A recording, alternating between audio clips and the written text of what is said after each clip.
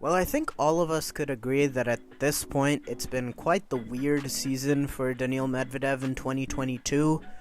Medvedev, with the Australian Open final, pretty much put himself in pole position to take the number one spot, and although it took a bit of back and forth after Acapulco where he first claimed it, Medvedev has held the number one spot pretty much since mid-clay court season and for the bulk of this season in the process, becoming the first world number one in the rankings that's been a non-Big Four member since, I believe, early 2004, where Roger Federer took that mantle from Andy Roddick. And in doing so, you would think that Daniil in 2022 has enjoyed quite the fruitful season to this point. However, that's what's really made this year so weird for him, because there's just been such a wide array of setbacks in so many different ways for him this year. And then, in addition to that, tracing back to the end of last year following his momentous US Open triumph, he just has been unable to cash in the finals that he has been in since.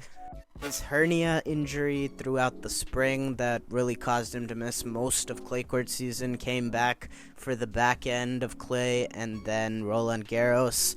And then, of course, unable to participate in Wimbledon, playing a full grass court schedule on account of that bizarre Wimbledon Russian ban. And so again, that leaves us in an odd spot with Medvedev, the world number one, yet defending the bulk of his points for the rest of the season as he gears up for what has been easily the most successful part of the season for him ever since becoming an elite player, and that would be the North American hardcourt swing. Now on the surface, it really doesn't seem like to this point Daniil is in that much of a different spot than he has been in comparison to recent years since he became an elite player around 2018-2019-ish.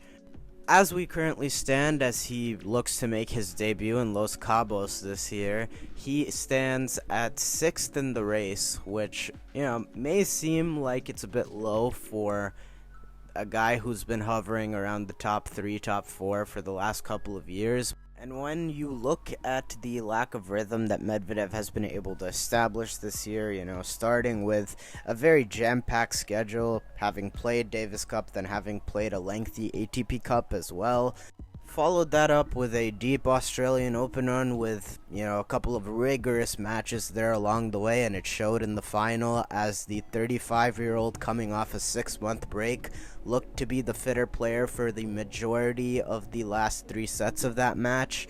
It's really hard to know, how much mentally Medvedev suffered after that following the Australian Open final, where he really was excruciatingly close to racking up back-to-back majors. And it's hard to know because we soon found out during the Sunshine Double that he was carrying a hernia injury, which forced him to miss most of clay court season, returning for the back end of it, and then Roland Garros, where just like last year, he made a surprisingly, relatively deep run, made it 1 round further a year ago, but 4th round, second week nonetheless this year, where he picked up a lot of good wins, looked pretty sharp, and unfortunately ran into God mode Marin Cilic, who in that type of mood is just so difficult to deal with, and Medvedev on clay simply was not up for that task. But, nonetheless, he continued his good form into the grass court season, and he played just about every tournament that he could, obviously knowing that he would be unable to participate in Wimbledon. Made 2 finals in Bosch and Halle following that, but again continued that tough losing streak in finals going back to Paris last year, losing both of them pretty convincingly to Tim van Rijthoven and then Hubie Hurkacz in Halle.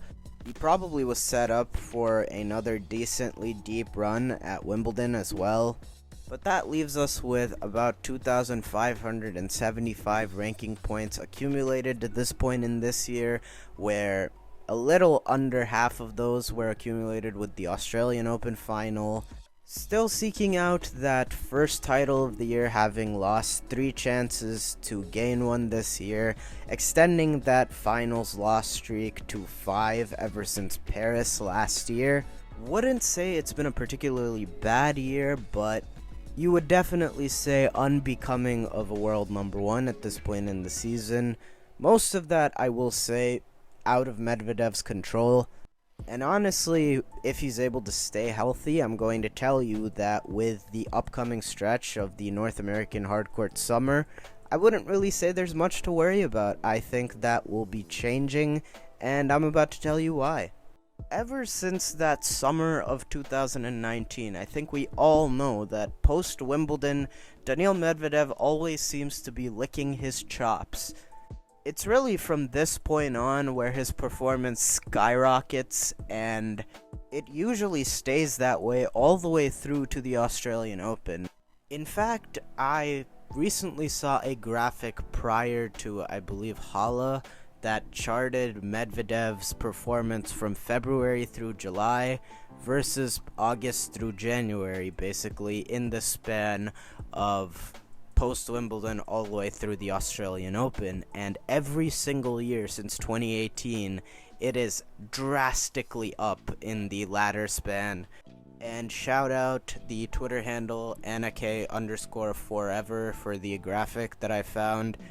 But I'm going to put this up on the screen, and if you see Daniil Medvedev in every year going back to 2018, even before he broke through, in August through January, pretty much quadruples his point output almost every single year. And this should come as no surprise because obviously we know these are the hard courts he likes the most, from North American hard court swing to the indoor swing.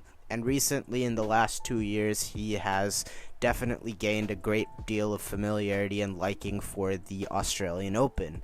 And when getting the totality of his points from February through July this year, he is up to 1,080 points, if I counted correctly, which is, a fair bit down from the full seasons that he has had prior in 2019 and 2020 in these spans. However, definitely the time missed with his hernia injury and then unable to play Wimbledon, I think that those are the biggest contributing factors to that. I think had he been able to play a normal schedule, he would have probably accumulated a point total similar to what we've seen in the past couple of years, but nonetheless, it's still around in line with his typical performance from February through July this year. And again, the same Twitter account posted another similar graphic more recently of how all the players have fared from post-Wimbledon all the way through the end of the year. And in 2 of those 3 completed seasons, Daniil Medvedev has been the outright leader in points accumulated in that span. The one time that he wasn't was 2020, and I believe that was on account of Roland Garros taking place in October that year. And it's not like this is a new revelation. It's not really unknown that this is easily Daniil Medvedev's best time of year, the time of year that we are now gearing up for. But I did want to show that because it is kind of jarring by just how much it is his best time of year. And it does lead me to this. It's been a weird season undeniably for Daniil Medvedev, and it is going to be a very important close to the year now. For one, I think it's going to be important for him to break that finals loss streak, because that is something that can get in your head if they continue to rack up. In addition to that, we saw how many points he racked up last year from, pretty much post-Wimbledon to the end of the year, and he's going to be defending so much. No matter what he does, pretty much it does look like he's going to lose that number 1 ranking by the end of the US Open, I would think. But pretty much all will be well if he just does what he has always done for the past 3 years, and that is just turn into an absolute machine once he touches down on North American soil during the hardcourt summer. It definitely has been a weird year this year, but I think I saw him have a rougher year in 2020 after he broke out in 2019. Even during the North American hardcourt summer, and yes, underperforming was semifinals in Cincinnati and semifinals of the US Open, and he pretty much took all the way up until Paris to salvage his year, but then with 2 events, boom, he was right back cemented as a top 3-4 player in the world, set him up to be the top 2 player that he has been the last couple of years. And now We're just about to see the beginning of the runway for Daniil Medvedev pretty much through the rest of the year. He is one to watch as he's about to get right back into his element. But that will do it for this video. If you stuck around long enough for the end of it, thank you so much for watching, and I hope that you enjoyed. If you did, it would be much appreciated if you could drop a like. This helps the video perform significantly better in YouTube's algorithm, and subscribe to the channel if you're not already. Thank you all again so much for watching, and of course, I will see y'all in the next one.